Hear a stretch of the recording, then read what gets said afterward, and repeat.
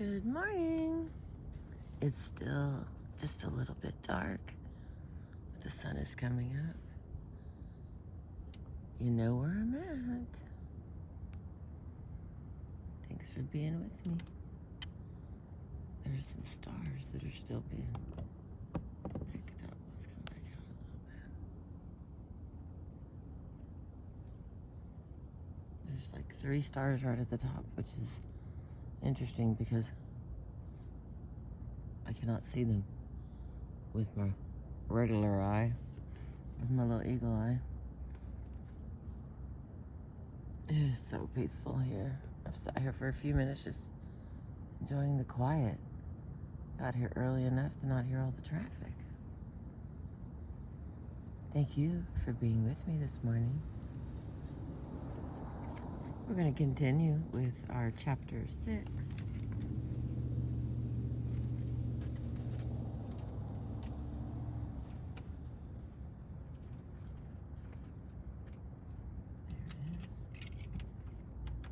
Cool. Really, seriously. Okay. I read last time about biofeedback. Didn't explain much, but I've done quite a bit of research. This book is from '78 again, and so I think the use of biofeedback has changed quite a bit, or been much more useful. All right, we're reading with a tiny flashlight today.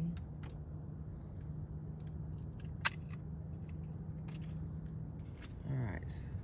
I'm on track again. Took me 2 minutes to get there, but we're here. Visualization and mental practice. We often picture an activity in our mind before we undertake it.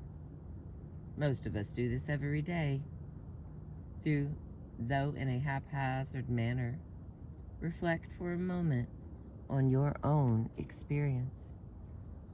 Haven't you seen yourself meeting someone you know, or accomplishing a task, or trying some impossible feat? Images of future action pass in and out of awareness without our willing them, sometimes showing us performing to perfection, sometimes anticipating defeat. Our imagination can be either helpful or discouraging when it begins to anticipate a course of action. It is a force that can encourage or defeat us. The anticipatory power of the imagination has been utilized in many sports, and recently a good deal of research has explored its effectiveness for athletes.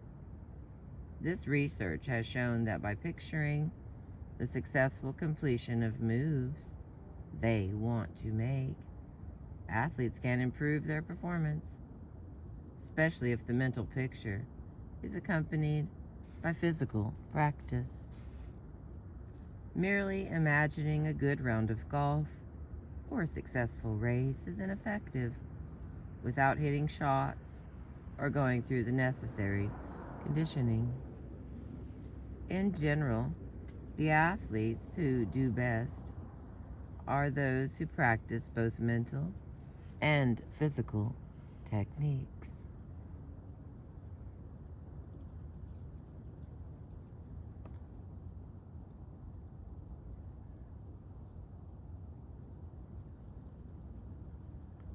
See, if I zoom in, then we lose the stars. And mind you, I can't see with my own eyeballs. So that's why we're staying out. All right.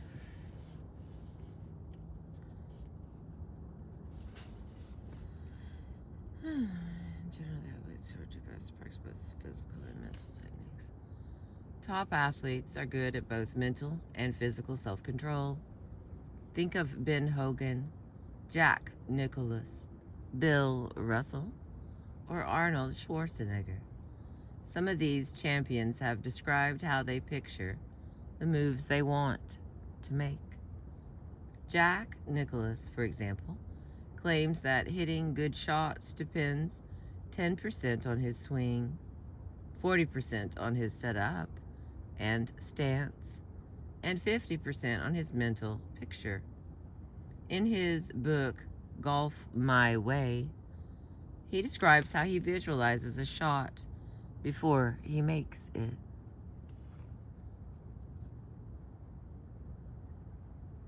I never hit a shot, not even in practice, without having a very sharp, in-focus picture of it in my head. It's like a color movie.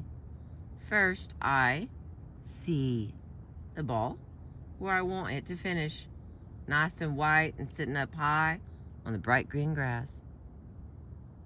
Then the scene quickly changes and I see the ball going there, its path, trajectory, and shape, even its behavior on landing.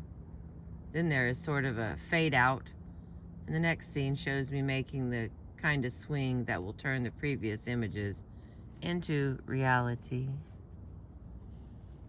It may be that handicapped golfers also go to the movies like this before most of their shots. Excuse me.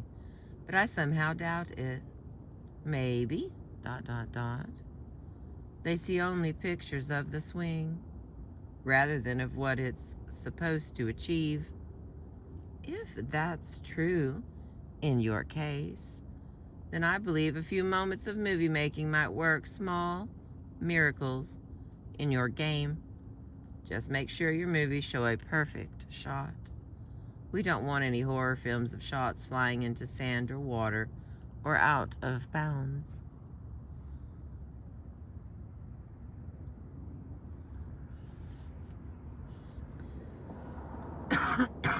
Excuse me.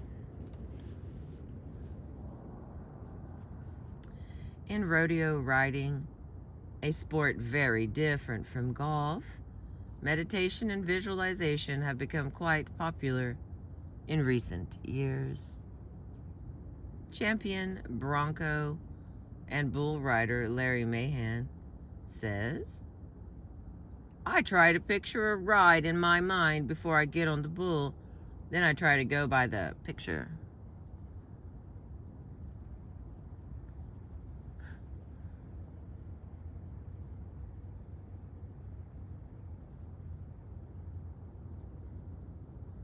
I see the rays in the skies.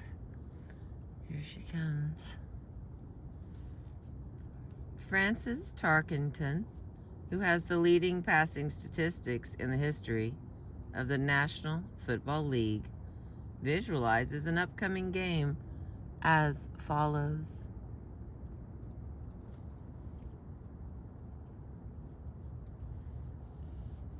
On this week, for example, he must think Pittsburgh and nothing else. He must see that Steeler defense in his dreams, every one of them, knowing their names, numbers, bodies, moves. He must be able to tell who is chasing him by the sound of the footsteps and which way to turn to evade him, for every man has his weakness. He must see those linebackers eyeing him as they backtrack into pass coverage. Know the relative speed and effectiveness. Know just how many steps each one will take on specific defensive calls so that he can find the right hole at the right time. Sometimes I think I'm going into a purple quandary trying to anticipate what's going to happen. By Friday, I'm running whole blocks of plays in my head. ... I'm trying to visualize every game situation, every defense they're going to throw at me. I tell myself, what will I do on their 5-yard line? And it's 3rd and goal to go. And our short passing game hasn't been going too well. And their line looks like a wall. And we're 6 points behind. I walk around on another planet.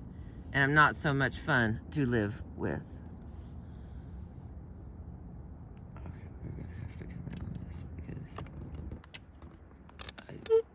looks like something is burning. It's not usually have all that like smoke in the sky. But I don't want to be negative. Could just be fog. Those rays, can you see them? Oh. It's also so peaceful.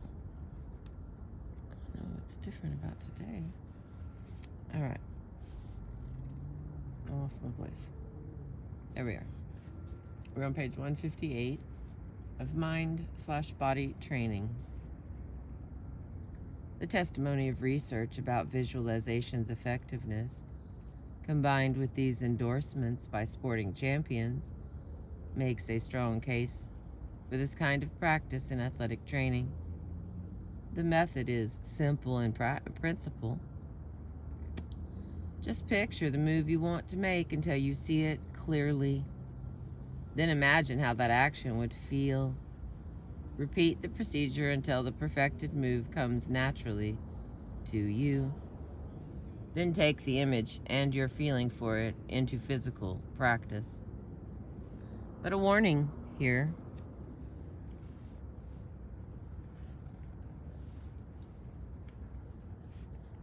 Alright, I lost the warning, guys. Hang on. But a warning here.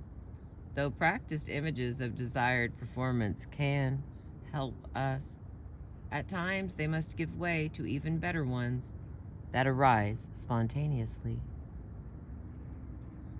In Golf and the Kingdom, seems like a bit, the narrator describes such a process. Here's them describing it.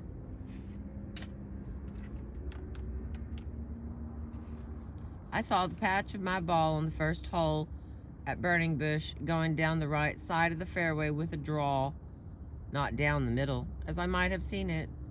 And so it flew to the best part of the fairway for an approach to the green. Some invisible radar had superseded. Excuse me. Still no Claritin. Some invisible radar had superseded my ordinary judgment. This had happened to me many times. Through experience, you can learn when to stay with your original image and when to yield to the new one. Sometimes our mind and body unconsciously make adjustments that are superior to the first image we have about a particular move. When we become aware of the readjusted image, we have to go with it. Maybe our first image didn't anticipate all the variables in a given situation. Whatever the case, we should surrender to the spontaneous maneuver, as it is the result not only of mental preparation and physical practice, but also of on-the-spot intuition.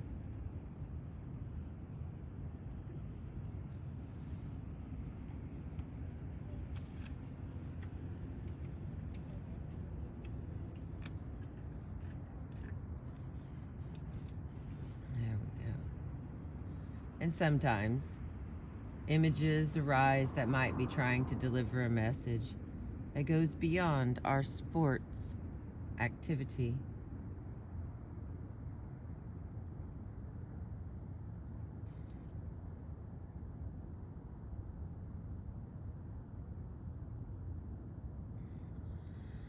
Many thoughts that arise as you are playing must be brushed aside, but certain ones that will not be brushed aside must be understood. Otherwise, they will haunt you until your golf game and your disposition suffer. Some years ago, a thought like that began to torment me.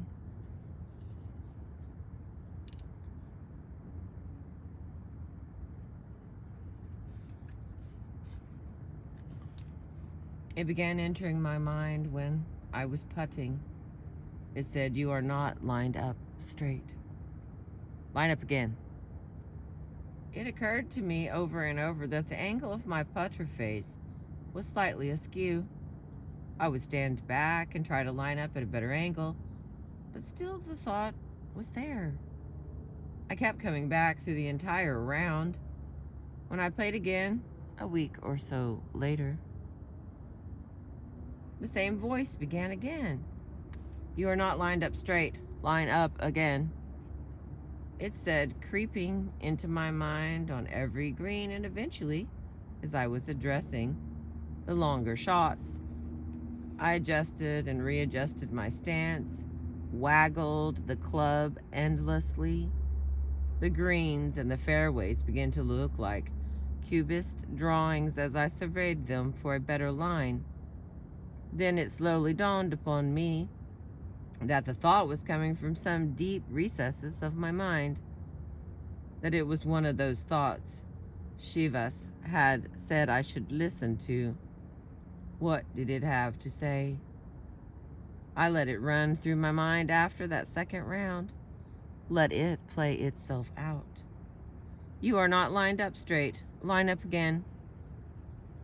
Slowly, the meaning came clear. Indeed, I was not lined up straight. In my work, with my friends, during most of the day, I was sleeping in my office then, rising to telephone calls, doing business over every meal. I was as disorganized as I had ever been, and my unconscious knew it. And now it was speaking to me clearly on the golf course. I needed to realign my life, it said. Not just my putt or my drive. Only during a round of golf did I slow down enough for the word to get through. That's lovely. An athlete can find visualization effective, not only in improving performance, but also in literally reshaping the body. There are many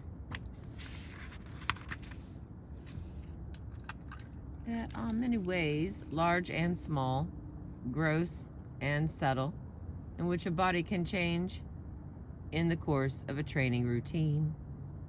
Muscles may be recontoured, fat may disappear, new capillaries, thousands of miles of them, may develop. Organelles may be added to cells.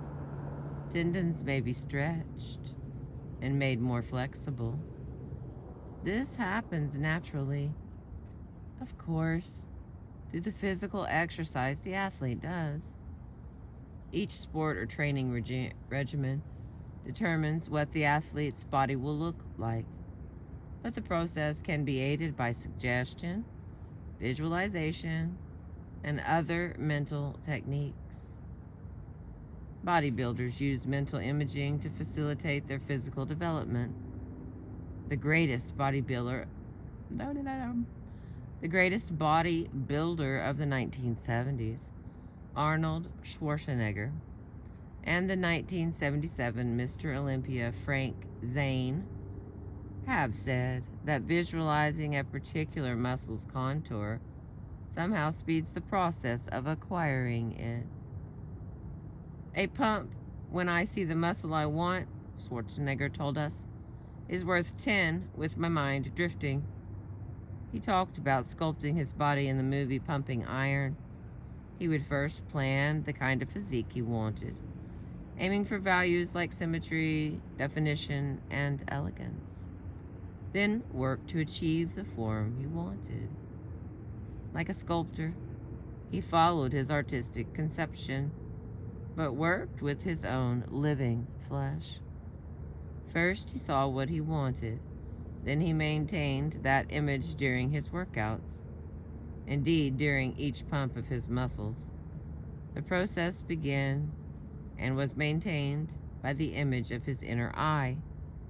There is evidence from other fields as well that mind can affect body in dramatic ways. We will review some of this evidence in the following chapter. In other words, in the surprise chapter 7, I guess, or the one we're in. I don't know. We will find out together. I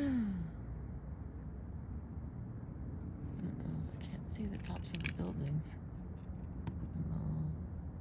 Video here. I mean, I can see the tops of the buildings, but it's not showing up.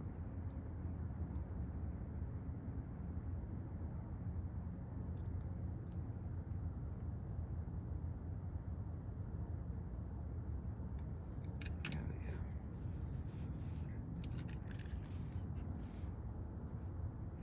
So visualization can be helpful in various ways. It can give power to performance and help reveal the mind's workings. It can also help remold our physique and catalyze spontaneous powers.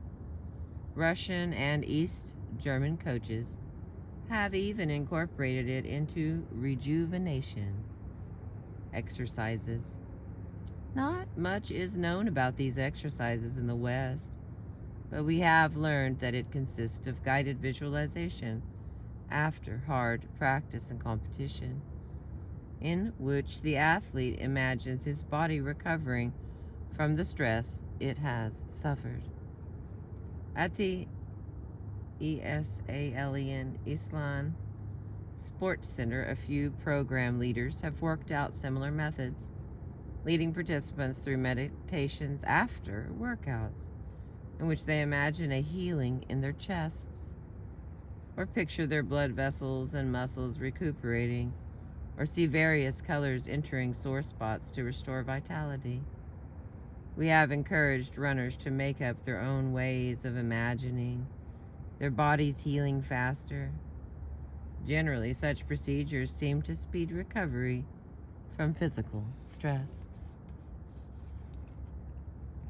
Some athletes use hypnotic and suggestive techniques as an adjunct to visualization and mental practice.